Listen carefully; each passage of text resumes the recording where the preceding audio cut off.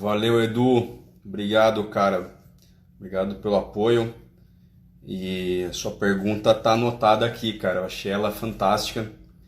Daqui a pouquinho eu vou já incluir o Alexandre e tenho certeza que vai ser algo muito produtivo, né? Se trazer essa questão do treinamento perceptivo, né? O treinamento dessa velocidade discriminativa, do jeito que você pontuou na sua questão, para poder falar a respeito aí desse link técnico-tático com tênis. Fantástico.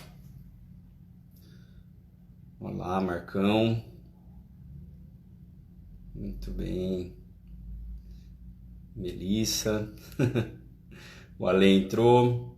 Legal, já vou adicionar meu grande amigo aqui.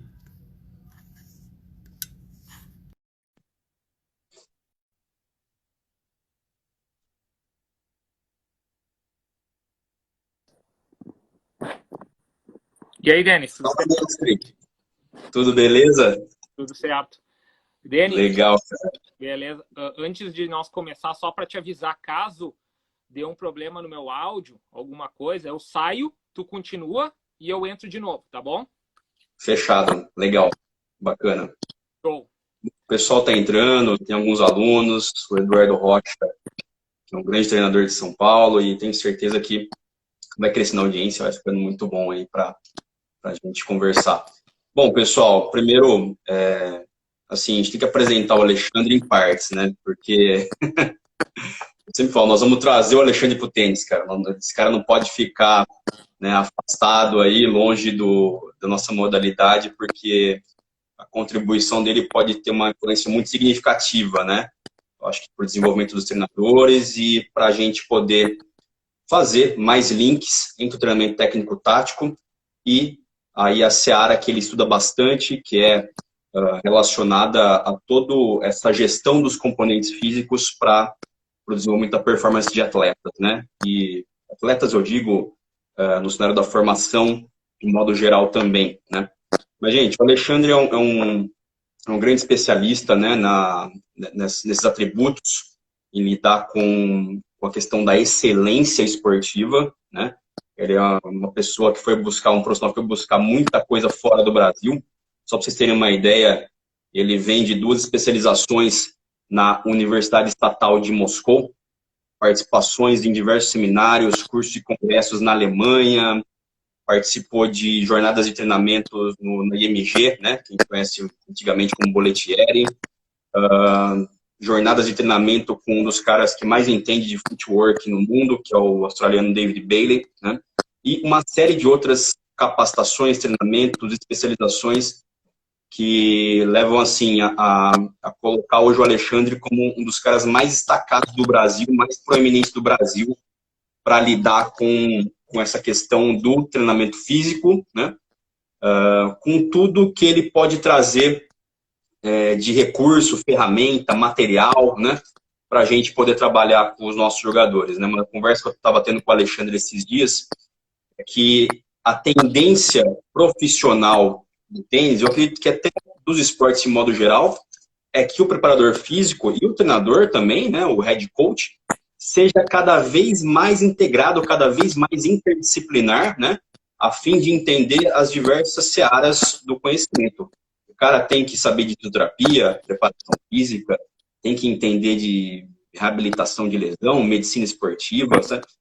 Muitos componentes, biomecânica, e aí vai, né? E aí vai. Uma série de fatores que aí a gente pode realmente criar esse arcabouço, né, profissional para cuidar dos atletas, das equipes com segurança, com qualidade, e aí sim, realmente pensar em performance, né? Bom, gente, é isso. Esse é o Alexandre Kessler Vieira, né? Como eu disse, o que chama bastante atenção mesmo na formação do Alexandre é esse ímpeto, né, de insaciável realmente de buscar conhecimento, é um grande estudioso, né, na área do treinamento esportivo, e o que chama muita atenção é essa formação advinda do leste europeu, né, é uma coisa que muitos treinadores, preparadores físicos sempre tiveram muita curiosidade, sempre tiveram muito, a gente sempre foi envolto muito dentro de um folclore, né, do que foi a União Soviética nos anos dourados a respeito do... Ela ainda é. Tu não tem... Ela ainda, de fato, né, e é isso que a gente vai abordar, explorar em torno desse nosso tema, né, que é como agregar as capacidades, a melhoria das capacidades neuromotoras nessa conjugação com o treinamento técnico-tático, né? E eu estava conversando com o Alexandre, trocando figurinha, acho que agora é a hora dele poder fazer toda essa organização estrutural, né, Alexandre? E... eu tenho certeza que é muito conteúdo, vamos precisar voltar nessa live talvez mais de uma vez, né? E, bom, não vou falar mais, tá? O Alexandre vai começar nessa questão da discussão das fases sensíveis, né? De crescimento e desenvolvimento humano, né? As janelas de oportunidade, né? E por que, né? De fato, o leste europeu, especialmente aí vamos pensar a escola de treinamento russo, que é um destaque dentro do cenário esportivo mundial, né? Só a gente poder pegar todos os números das 48 modalidades olímpicas, se não me engano, Alexandre, contando modalidades de inverno, né? Se eu não estou enganado, é só pegar os campeões... 80 e poucos esportes que eles controlam. Nossa, não, fora de sério, né? E é só avaliar o êxito em toda essa seara ao longo do tempo, né? Acho que se a gente quer ver realmente êxito, você não pode julgar iniciativas pontuais, né? A gente tem muito... era muito comum na época do Guga a gente sempre encher a boca para falar do Guga, que foi um êxito pontual, né? Não existia um sistema por trás. Sim, um sistema específico, né? Muita força de vontade e desenvolvimento por parte de um pequeno grupo de pessoas, né? Mas a gente não pode pegar esse recorte e chamar isso de gestão esportiva de longo prazo numa população, né, de longa escala, num período longitudinal. Então, acho que a discussão é muito profunda, não é para vir aqui com querer pegar receita de bolo, querer pegar treino, né? É conceito, é ideia, é muito mais digerir um pouco essa parte pesada de conteúdo para depois sim, você ir buscar literatura e procurar o Alexandre, querer saber mais a respeito. Eu acho que a gente está nessa linha. Tá. Beleza? Bom, Alexandre, fica à vontade, eu vou tentar mediar sem te atrapalhar muito, tá bom? Tranquilo. Tá me escutando bem? Tá, né, Denis? Tá tranquilo. Vamos lá. Seguinte, galera, olha só. Nós já fizemos um cronograma. Eu já cadastrei as 6 perguntas meio principais dos treinadores que já trabalham até com Copa Davis aí. Cara, as respostas são... o raciocínio é fantástico. Vai faltar tempo, com certeza, tá? Eu poderia tranquilamente aqui, só desse tema nosso, fases sensíveis, capacidades motoras e integração, eu poderia falar 4, 6, 8, 10 horas aqui, ó. Começar agora, parar amanhã de manhã e não terminar ainda. Então, nós vamos começar com o seguinte, olha só.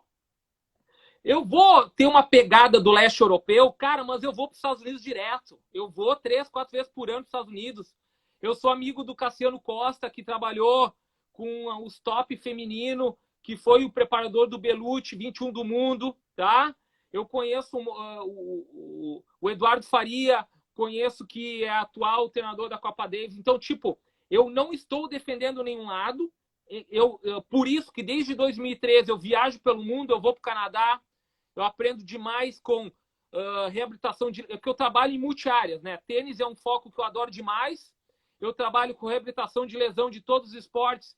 Eu trabalho com consultoria, eu trabalho com basquetebol, fui para a NBA fazer estágio, então basquete e tênis é muito parecido em algumas programações de sistemas energéticos. Eu trabalho com jogador de futebol, eu dou palestra, eu dou curso de programação, periodização, metodologia. Então eu estou viajando para a Europa, estou viajando para os Estados Unidos, e o leste europeu é um ponto estratégico que eu começo com ele.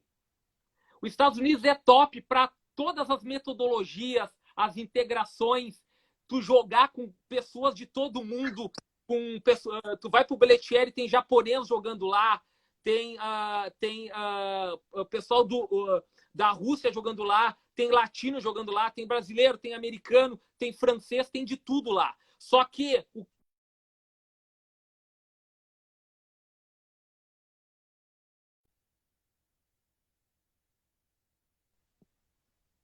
Travou? Valeu, vamos lá. O teu Tá ok, tá bem. Qual é a moral da Rússia?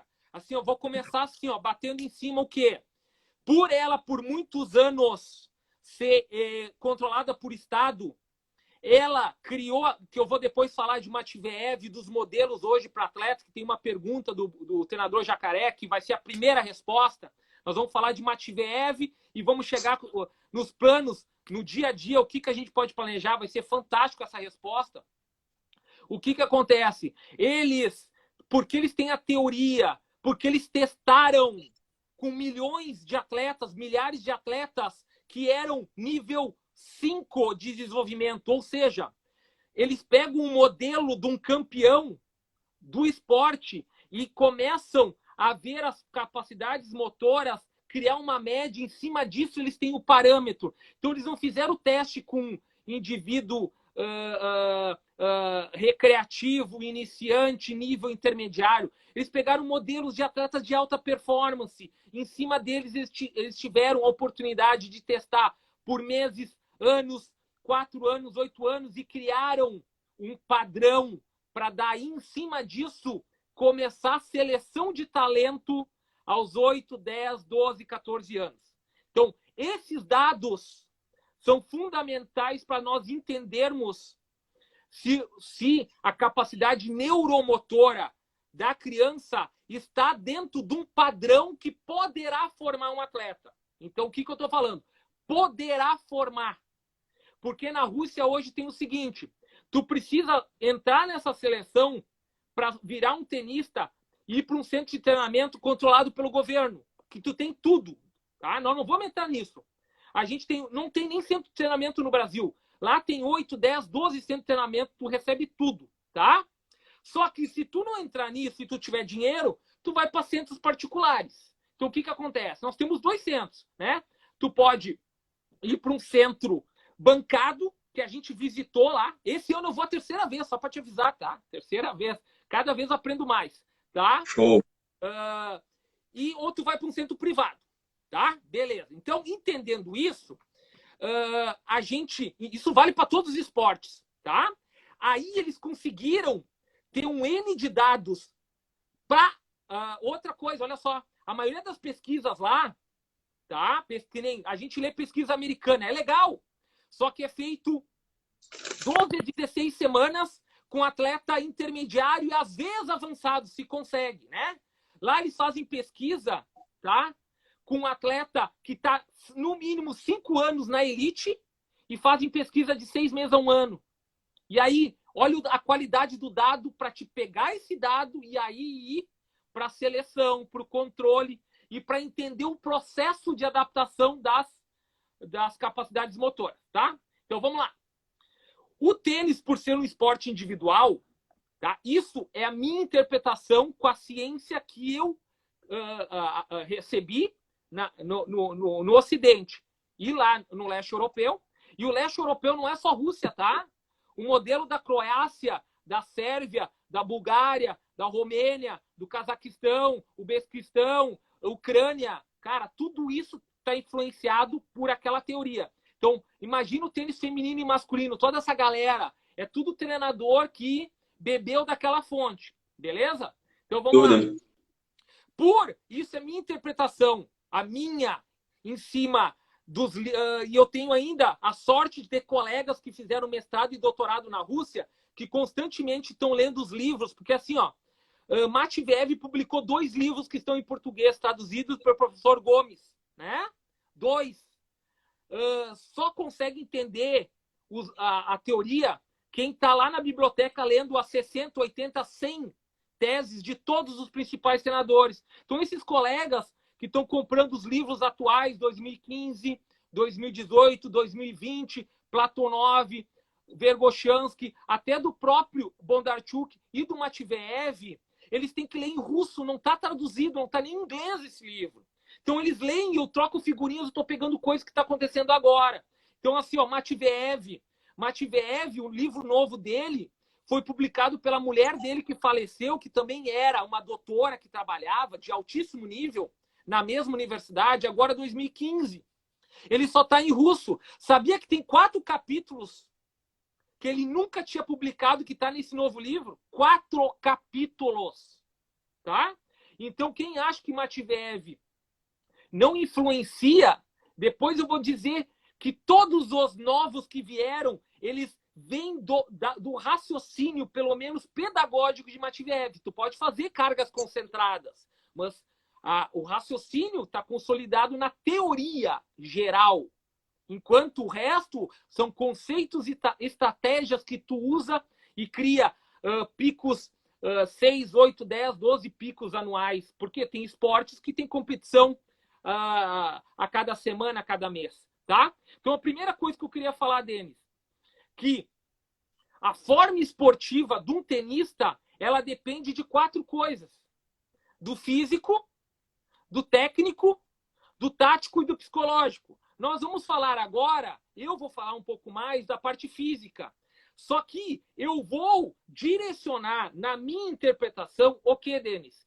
O que eu acredito que é o melhor desenvolvimento possível para ele chegar aos 18 anos e entrar no profissional, ok? Perfeito, perfeito. Possível. Isso não quer dizer que eu sou o dono da verdade, é minha interpretação.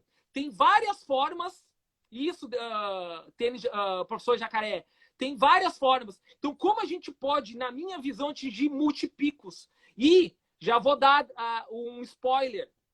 Tu forma um atleta até os 17 anos. Depois não tem como tu fazer treinamento durante a temporada.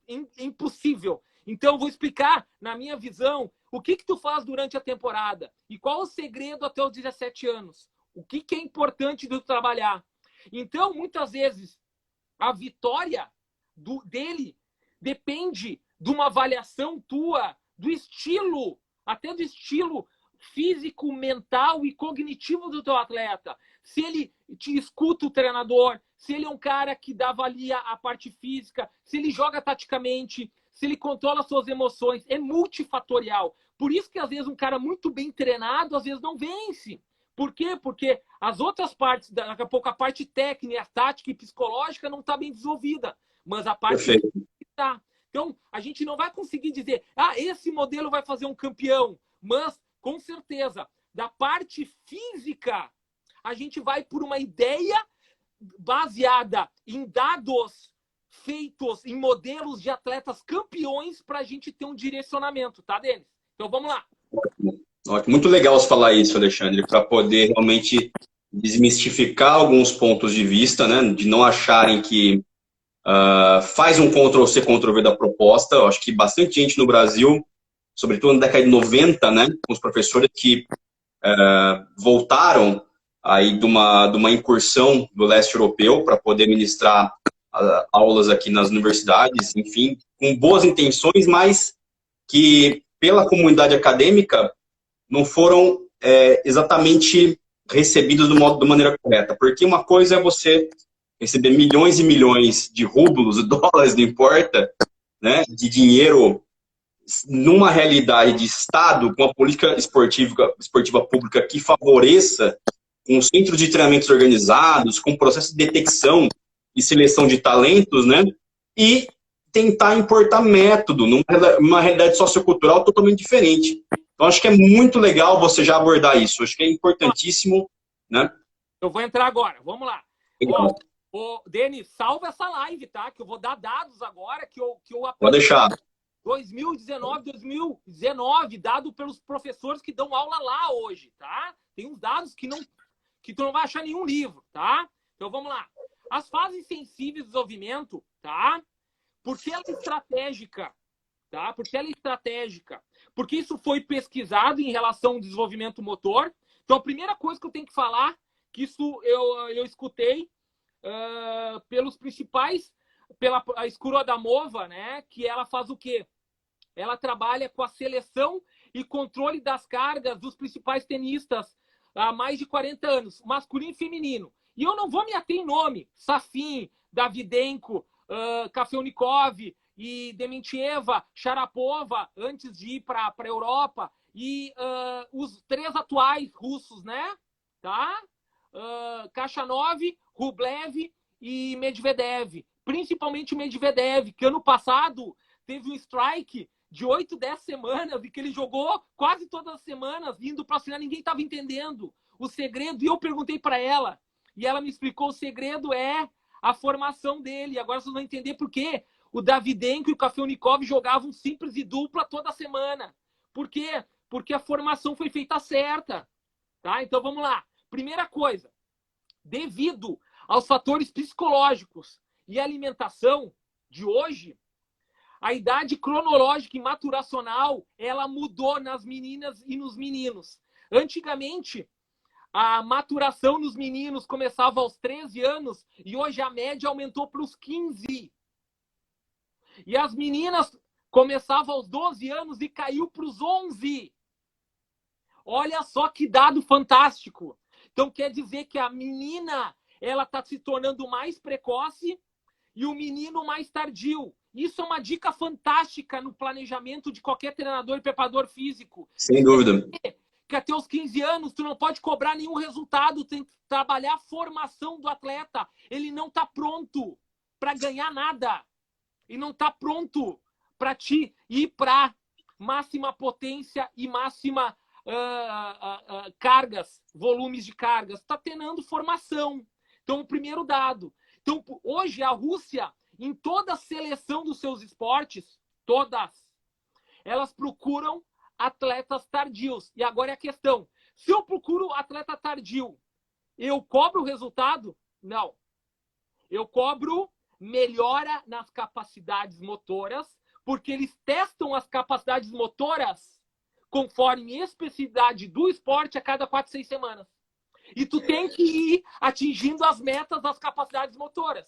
Tu não tem que atingir resultado, tu tem que atingir as metas das capacidades motoras do teu esporte na tua idade. Então isso é a primeira grande coisa.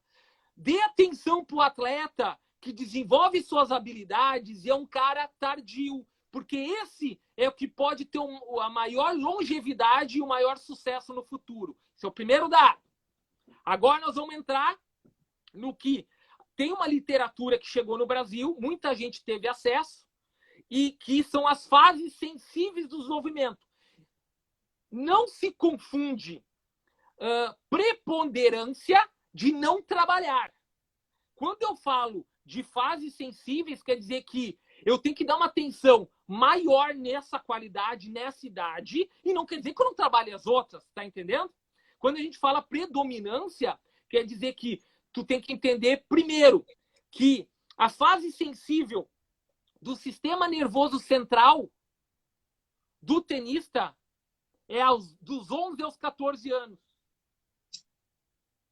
Dos 11 aos 14 anos. Então, é onde tu trabalha agilidade e coordenação e tu tem a saturação da velocidade máxima. Então, vamos lá. Aonde essa explicação, eu tenho outro dado para corroborar com isso que eu acabei de falar. Até os 14 anos, tu precisa trabalhar coordenação e agilidade.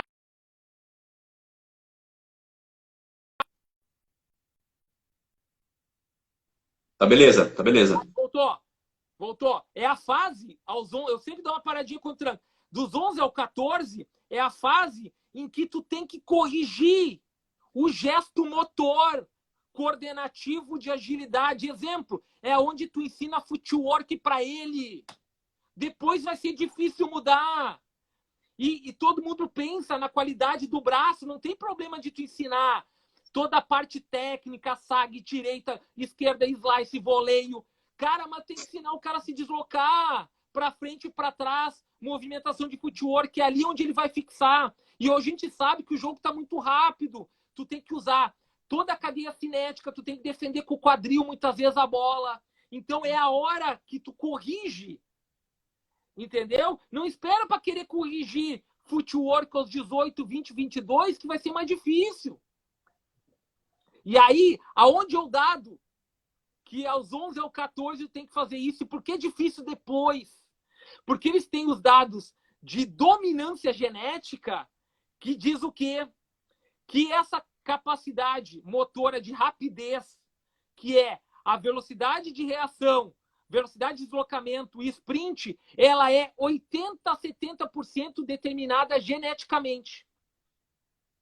80% a 70% determinada geneticamente. Isso quer dizer, tênis, que se tu não arrumar dos 11 ao 14, depois vai ser difícil. Sem dúvida. Coordenação, agilidade e velocidade. 11 aos 14. Aí, o que acontece dos 14 aos 17? Tu começa a ter uma resposta hormonal maior, que é a hora de entrar força. E agora eu vou pedir para todos os preparadores, por favor, a não ser que seja uma fase estratégica, pós-lesão, não se treina a força hipertrófica direta em tenista. Você treina a força máxima. Isso é uma outra conversa. Não se treina séries tradicionais, 8, 10, 12, 15 repetições. Tu vai deixar o teu atleta lento. Tu trabalha cargas neurais com técnica. E tu vai ensinar ele a trabalhar com carga técnica e não se machucar. Porque nessa fase, dos 14 a 17, que tu forma o arcabouço do cara. E eu vou explicar lá na frente o que acontece quando tem uma semana só para treinar ele, para ele ir para um tour de 3, 4 torneios. Ok? Daqui a pouco nós entramos nisso. E aonde você treina a resistência? A partir a ênfase dos 15 aos 20 anos, em que a resistência aeróbica ela vai sendo formada, aeróbica, tá?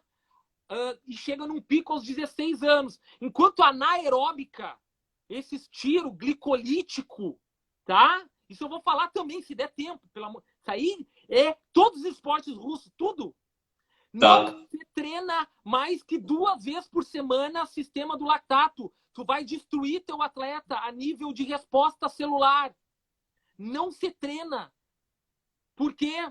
Tá, daqui a pouco eu explico. Então, a última coisa que tu vai colocar num atleta é resistência anaeróbica. Aos 18 anos, tu vai... Por quê? Tu tem que ter toda a formação coordenativa, agilidade, força e resistência aeróbica para ele suportar lactato. Porque o lactato, já vou dar deixa. Por que durante os campeonatos russos não cansam? Porque eles treinam força neural. A força neural tem porque dura muito pouco tempo a série, 15 segundos. A recuperação é em 6, 8 horas. Sabe qual é a recuperação celular de um treino do lactato? Aquele que tu faz 30 bolas? 36 a 48 horas. Para te estar apto a ter a máxima contração muscular. De novo. Então, na conversa nós vamos chegar. E mais um dado. Anotem aí, galera. Isso eu recebi em 2019. Qual é a máxima treinabilidade, ou seja, quanto eu consigo aumentar cada capacidade motora? A minha velocidade, eu só posso melhorar 2 vezes o que eu tenho o resto da vida. A minha coordenação e agilidade, 2 vezes. A minha força, 4 vezes. E minha resistência, 9 a 20 vezes. Aí eu te pergunto, O que é treinável? Força e resistência. Resistência de potência. Não resistência aeróbica localizada. Não Cooper contínuo. É resistência da força especial, que é o qual do tenista 60% dentro da quadra. 10 segundos ATP-CP, tiro curto. Isso que tu tem que treinar. Enquanto as capacidades de velocidade e de tolerância de lactato, elas são treinadas eventualmente, uma vez por semana, 2 talvez. Ok? Então vamos lá. Então nós passamos, Denis, por dados que nos mostram que a etapa estratégica de um tenista é a formação. É até os 17 anos. Com certeza. Isso é Matveev. Matveev. Ok? Hoje, o que nós vamos já entrar na tua primeira pergunta, que eu quero que tu faça. Não sei se tu vai fazer do jacaré. Sim, tá? sim. E aí eu vou entrar nessa explicação para vocês entenderem como a gente vai entrar no planejamento. Só mais uma coisa. Olha só. De 2019. Qual é a principal, no leste europeu, qual é o principal foco de um tenista para manter com 100% durante o jogo? A técnica. Eles treinam fisicamente para a técnica não oscilar. E eles sabem que a técnica oscila quando eu tenho acidez. Então, o que eles treinam? Eles treinam força para ter a explosão, a reatividade, freagem, e treinam a resistência da força máxima, ou da potência, ou da velocidade, porque eles não treinam diretamente lactato, porque lactato gera acidez e destrói a célula e a musculatura. Então, eles treinam no sistema puramente neural, com uma base de limpeza do lactato gigante, que é a base oxidativa. Por isso, eles mantêm a técnica motora e de footwork estável durante o jogo inteiro. Esse é o foco deles. Perfeito, perfeito. Bom, muito bom, né? Bom, depois acho que a gente entra mais em questões pontuais a respeito da fisiologia do exercício também. Eu sempre, até aluno para me perguntar a respeito dessa questão do lactato, muitas vezes. Gente que ainda confunde muito conceito, ácido lático, ácido lático não existe. O que existe é lactato. O lactato não é vilão. Lactato é um saldo ácido. É o contrário, o lactato ajuda na remoção da acidose. O vilão é a queda do pH. O vilão é a Exatamente. queda do pH. O lactato ajuda nessa remoção do próton e tudo mais. Não é... o lactato até ajuda no tamponamento, não é isso mesmo, Alexandre?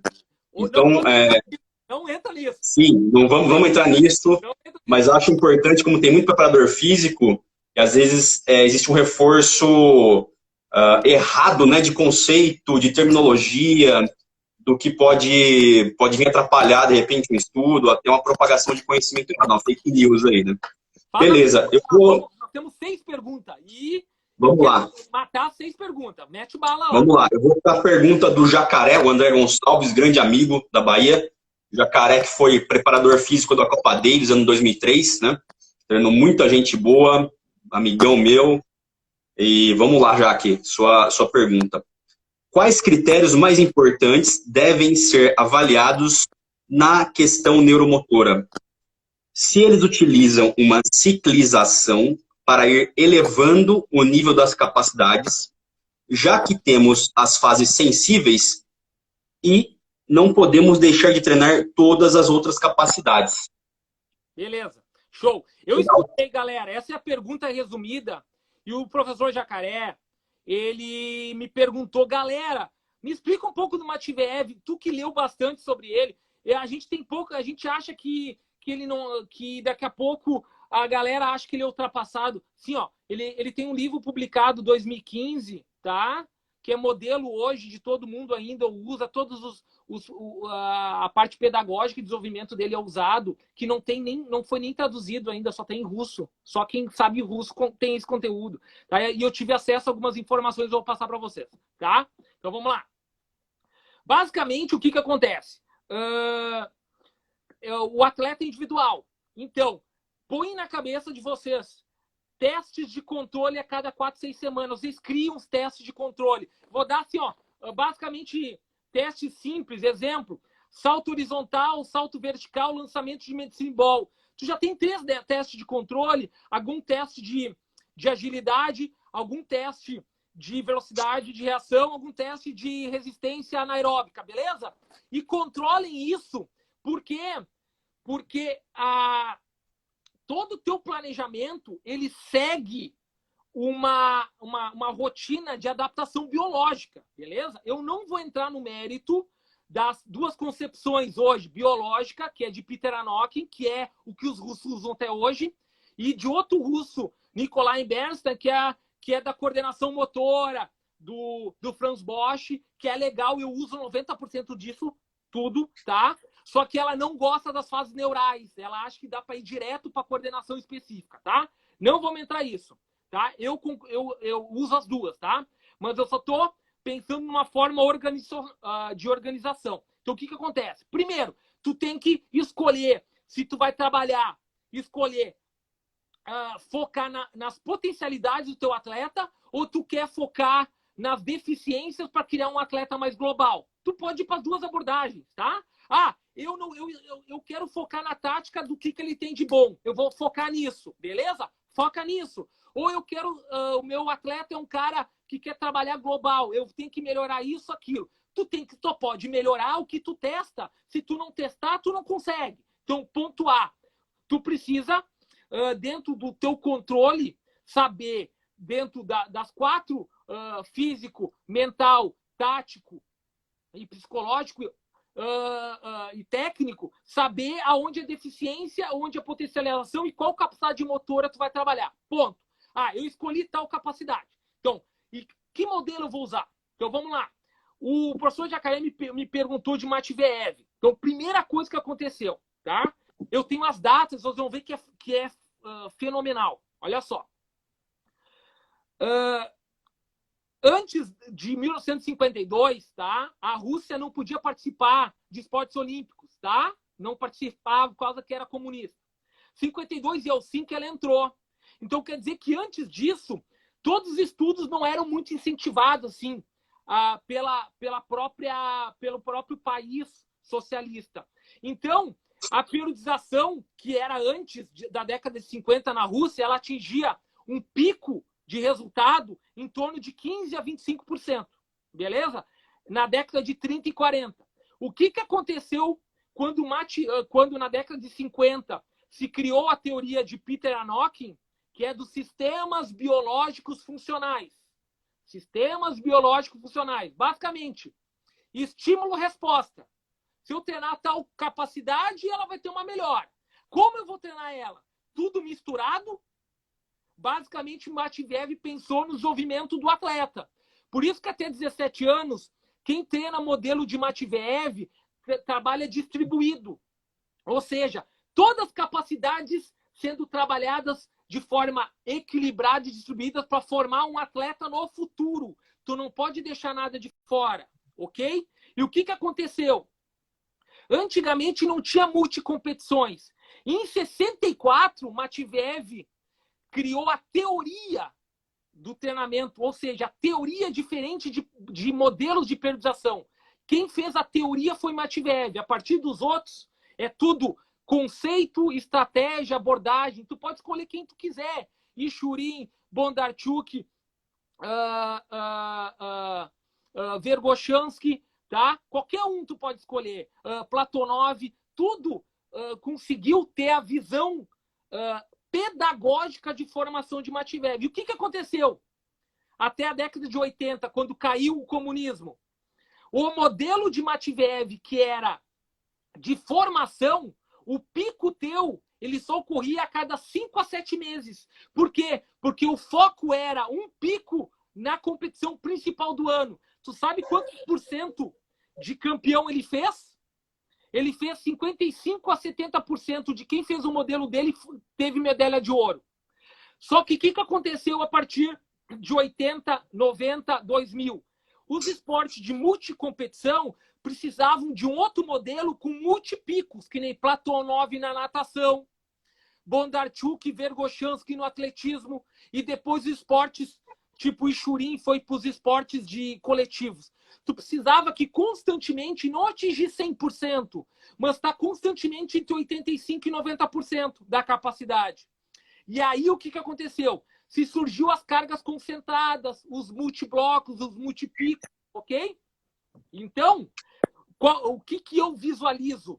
Que na formação tu não pode focar a vitória. A vitória pode ocorrer, mas tu tem que focar a formação do teu atleta, porque as fases sensíveis vão acabar e depois tu não busca mais.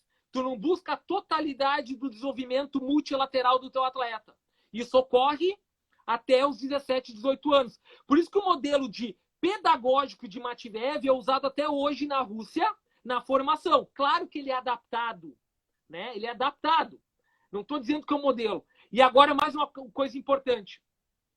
Nesse novo livro do Matveev, todo mundo fala, então ninguém usa mais o Matveev. Ele criou um modelo que é o seguinte, todo mundo acha que o modelo Matveev, antigo, é um modelo rígido. Ele criou uma nova abordagem chamada de modelagem anual. Sabe o que é isso, Denis? Modelagem anual? Ele diz que se a cada 4, 6 semanas, esse é o livro novo se a cada 4, 6 semanas tu não mudar o conteúdo do teu treino, porque o teu corpo não tem como tu saber 100% que a carga que tu planejou vai causar as adaptações que tu buscou. Então, tu tem que mudar as porcentagens das capacidades motoras que tu tá trabalhando. E tu só pode mudar se tu avaliar a cada 4, 6 semanas. Ele chamou isso de periodização fluida, flexível. Isso é Matveev 2020. Só um pouquinho, Alexandre. Isso tem a ver, muito legal esse conceito. A gente fala hoje em dia, periodização ondulatória para o treinamento de força e tudo mais. Tá, eu acho que está ligado nessa questão que você comentou agora desse conceito de periodização fluida, né? Porque as coisas mudam, né? O tempo todo, as condições ambientais, o ambiente competitivo, perdeu, ganhou, machucou, tô seguindo bem, vou mudar. Então, acho que tem muito a ver com isso, né? O professor Lugero aí, Denis, tudo bom? Ô, Lugero, grande abraço. Muita gente boa, Rafael Maideiros, da França, Jacaré, gente top aí, prestigiando, gente de altíssimo nível no Brasil. Denis, vamos para a segunda pergunta que tem muita coisa aqui que eu quero passar para vocês. Vamos lá. Show de bola. Vou fazer a pergunta do Eduardo Rocha, professor de São Paulo, tá? Um grande amigo também. E de maneira resumida, né, para a gente poder dar conta, mas ele está dizendo o seguinte, ó, de que maneira, né, o desenvolvimento das capacidades neuromotoras, né, ela pode contribuir no desenvolvimento da velocidade, né, do pensamento técnico-tático? De maneira, né, acho que deu para todo mundo pegar, né? Sim, eu entendi. Todo mundo, olha só como é complexo o raciocínio e é pura interpretação. Então, vamos lá. Vocês se lembram que eu falei que a velocidade diretamente, ela não que não seja treinável, ela tem um componente genético muito grande, 80%. Então, tu ir direto na velocidade, daqui a pouco não é a melhor forma. Então, a gente tem que entender que nós precisamos desenvolver indiretamente as capacidades motoras. E a melhor capacidade motora, que seria força, que é massa vezes aceleração, e potência é força vezes velocidade, se eu não consigo treinar diretamente, demasiadamente a velocidade, eu posso treinar a potência através da força. Então, galera, o treino de força neural, de força máxima, que eu ativo as unidades motoras, eu aumento a sincronização e ativação das minhas unidades motoras, para daí, quando eu fizer o gesto motor dentro da quadra com bola nos drills, eu vou fazer o resíduo dela se transformar numa força explosiva, numa potência e desenvolver a velocidade. Tá entendendo como é indireto? Então, a minha dica é o quê? Planeje bem o treino na sala de musculação. com um bom equilíbrio muscular, tá? Passando por uma força neural de 4 a 6 repetições, em que eu dou descansos adequados para que meu cérebro ative forças para quando eu for para a quadra e trabalhar medicine ball, saltos, que seria conversão para força explosiva, para força de potência, e depois o gesto motor, a resistência específica, a coordenação e agilidade, eu tenho unidades motoras ativas, ok? Eu tenho a sustentabilidade do meu potencial neuromotor ativo. E outra coisa, galera, isso não gera fadiga, tá? Não gera, isso é fantástico. Os caras fazem isso na manhã de jogo. E fazem isso depois de jogo. Isso fazem entre torneio. Só que qual o detalhe? Só dá certo, galera, só dá certo. Se tu conversar com o teu atleta, tu traçar um objetivo, tu chegar nele e falar assim, ó, eu preciso 3 a 6 meses que eu vou te transformar num monstro. Num monstro. Só que até os 3 primeiros meses tu não vai ganhar de ninguém. Por quê? Porque para mim gerar essa adaptação neuromotora, a tua performance reativa vai cair, porque eu tô mexendo no teu sistema nervoso central. Mas, cara, isso que os russos fazem até os 17 anos. Depois, tu vai passar o circuito inteiro só fazendo reativação. E, claro, parte tática, técnica, mental, estratégia. Mas, cara, vocês precisam entender que vocês precisam ter um treinador técnico, um bom fisioterapeuta, um bom treinador físico que trabalhe em conjunto para traçar uma estratégia de carreira e aí formar um atleta que vai virar um monstro. E se tu é um monstro fisicamente, é só o refinamento técnico. Alguma hora tu vai deslanchar. Só que o que acontece? Se tu ficar batendo em cima de treinos exaustivos, sem a base, isso, Ludiero, dá um passo atrás para ganhar 4. O Ludiero trabalha com o professor Ludiero trabalha com correção biomecânica. Cara, eu sei que muitas vezes um cara que está no circuito, ele precisa daqui a pouco dar um passo atrás, melhorar o físico e corrigir mecanicamente. Isso é possível. Leva o quê, professor Ludiero? 3, 4 meses. Mas a gente pode mexer no gesto motor e aí mexer na carreira. Eu me lembro do Meligeni, muitas vezes ele comenta que ele mudou a esquerda dele, né? Ele ficou com o treinador Ricardo Ascioli 6 meses mexendo na esquerda para daí quebrar o top 100 e chegar num top 20 que ele foi, entendeu?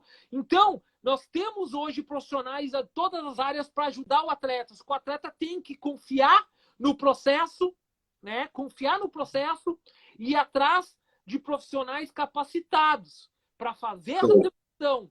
Porque assim, ó, eu ouvi esse dia um treinador de tênis falar que hoje o tênis é 60%, 70% decidido fisicamente e mentalmente. Por isso que tem muito jogador top 100 que tecnicamente ele é comum. Denis, ele é comum. Ele tem um bom saque, ele tem uma direita, uma esquerda um pouquinho melhor, um outro golpe, ele é sólido, ele joga taticamente, ele sabe o momento de pressionar ou não. Cara, e ele tá lá. E muita gente talentosa não bate o 400 do mundo, porque ele só é técnico. Ele não suporta o físico, não suporta o mental. Então é muito detalhe. Tá? Eu acho que eu respondi essa questão da velocidade. Ótimo. Eu vou seguir nas perguntas, mas como eu disse, se não der, a gente volta, tá, pessoal? Vou na pergunta do professor... Ele vai te avisar quando faltar... Sim. Quando der 58 minutos, ele avisa. Aí tu diz pra galera que tu vai salvar Tá. a live e aí nós voltamos, tá bom? Perfeito, perfeito. Vai estar no IGTV, pessoal. Pode ficar tranquilo que vamos ter esse material. Pergunta do professor Danilo Modesto, tá? Especialista também no treinamento de preparação física para o tênis de Valinhos, da Academia de Salve, um grande amigo também. Ele está perguntando assim, num cenário mais do tênis de alto rendimento, tênis profissional, né? Que o sujeito joga toda semana. qual modelo, qual alternativa para periodizar corretamente dentro desse cenário, Alexandre? Essa é a pergunta. Deixa eu só ver se eu botei em ordem aqui. Calendário competitivo, isso, né? Isso. Isso. Beleza. Então vamos lá. Primeiro, o Eric Índio está perguntando, cara, é mais simples do que tu acha, quais testes, tá? Tem o salto vertical e o salto horizontal para potência do membro inferior, potência do membro superior, lançamento de Mendes Ball, aí testes de velocidade curta, de aceleração 5, 10, 20 metros, de agilidade, aqueles testes de agilidade de mudança de direção, né? Basicamente, dá uma procurada esses testes que tem. Qual teste do tênis para controle motor de tal capacidade motor? É o mais simples possível, tá? Não tem nada assim. O teste é só um dado para nós termos controle. Eu uso direto salto vertical e horizontal e lançamento de medicine ball. Eu me atenho a isso. Por que se ater a esses dois testes? Por quê? Porque a capacidade dominante da vitória é a manutenção da potência média alta durante o jogo inteiro. Beleza? Perfeito. Ou seja, se tu sabe que teu atleta baixou a potência, quer dizer que é um sinal que o teu planejamento da semana não está tendo as adaptações que tu está procurando. Então, salto vertical, salto horizontal, lançamento de medicine ball. Beleza? Então, tu tem um parâmetro para ver se as tuas adaptações e o teu programa de carga está indo dentro do teu planejado, tá? Então, olha lá. Calendário competitivo, o que acontece? Acontece o seguinte. Assim, ó. Tudo se resolve no planejamento de 6 meses, no mínimo, 3 a 6 meses de viagens. E, por favor, galera, não existe pré-temporada de 2 semanas, tá? Esqueçam. Tá? No mínimo, 5 semanas. 5 a 7 semanas. Por quê? Uma boa pré-temporada, na terceira semana que tu tá fazendo a programação, que tu precisa criar uma depressão para ela durar durar 3, 4 meses, tá?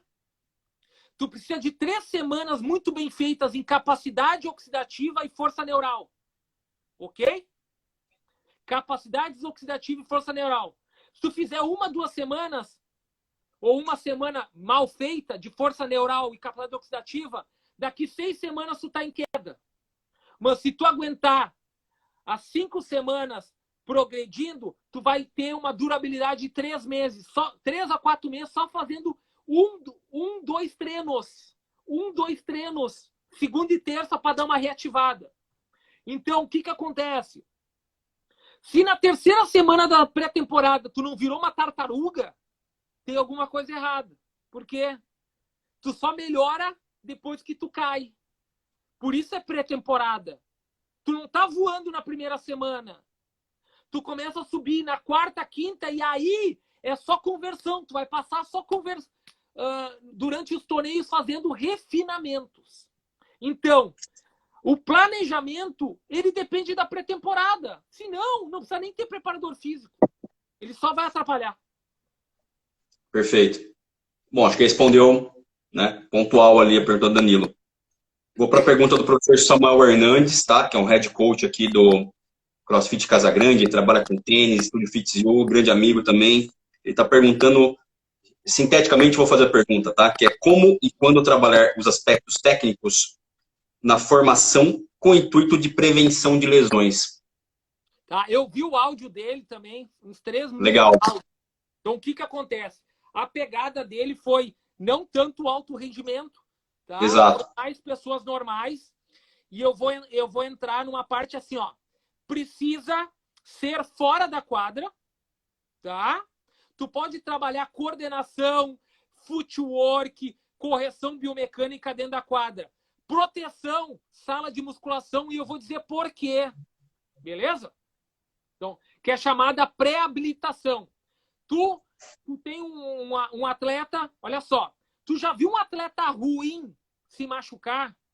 Dificilmente um cara que não sabe jogar se machuca. Porque ele não tem habilidade para gerar a máxima força nos golpes, ele erra um golpe, ele não consegue trocar 10 bolas. Então, quanto melhor o atleta fica, ele vai jogando mais minutos, maior volume e vai aumentando a intensidade dos golpes. Então, ele está cada vez mais perto da lesão. Então, o que ele tem que fazer? Ele tem que ter uma boa avaliação de desequilíbrios musculares, principalmente no quadril e na escápula e nos ombros. Um bom personal trainer que entende de desequilíbrio muscular, porque quando tu bate na bola, é muito uma ação concêntrica de aceleração. E qual é o melhor treino hoje em todos os esportes de aceleração e freagem? Futebol, basquete, vôlei, tênis, atletismo. Tu tem que treinar ações musculares excêntricas e isométricas para criar uma proteção no tendão e na musculatura em desaceleração. Basicamente é isso. Senão eu vou entrar em lesão e aí cada articulação tem uma lesão diferente. Eu trabalho isso aí, professor Ludiero, sem intensidade, sem desequilíbrio, sem lesão. Quanto o cara vai melhorando o impacto e vai melhorando a frequência aqui no minuto que ele bate na bola, ele vai fazendo que a junção músculo-tendínea precise criar um componente isométrico e excêntrico de desaceleração. Se tu não trabalhar assim, tu não consegue melhorar, ou prevenir ou reabilitar o atleta, ok? Perfeito. Visão muito legal. O ATG do cara tá extremamente alto, né? Do destreinado, não vai machucar, né? Vai machucar por deficiência biomecânica e tudo mais, né? Sim. Beleza. Pergunta do professor Camilo Almeida de Campinas, do Tela Tênis. Professor Master Top do Brasil também. Ele está perguntando, Alexandre, se dentro da especificidade do sistema, né, do jogador, sistema tático do jogador, um baseliner, um jogador de contra-ataque, de rede, quais são as variabilidades que a gente tem que manipular para poder treinar pontualmente esse jogador? O que muda? Galera, cara, isso aqui eu vou me empolgar um pouquinho. Vamos lá. Entra no que eu mais estudo, o sistema energético. Primeiro, nós temos dados médios, tá? Médios. Então, ou seja, hoje a gente sabe que o jogo de 60 minutos só joga 20 minutos, tá bom? Só 20. 40 minutos te recupera, ok? Dado. Sendo que o tênis moderno, ele é dividido em especificidade de ações motoras. Isso vale em qualquer esporte, tá?